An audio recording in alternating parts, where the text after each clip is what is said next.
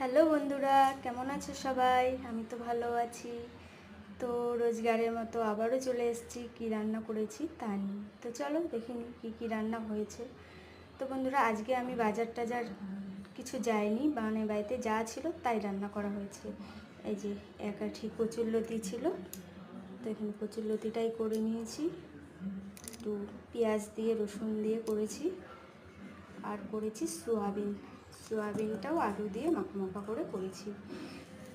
আর করেছি ডাল, অল্প করে ডাল করেছি, ডালগুলো থেকে যায়। তো আজকে এই ডালটা মানে সেদ্ধর মতোই ফোড়ন দিয়ে একবারে বসিয়ে দিয়েছি, সেদ্ধর মতো করে করেছি। আর সাথে করে নিয়েছি ডিমের অমলেট,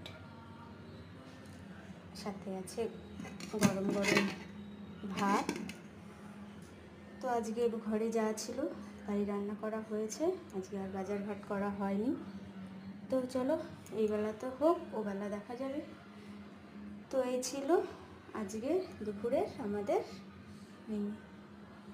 তো সবাইকে শুভ দুপুর, টাটা।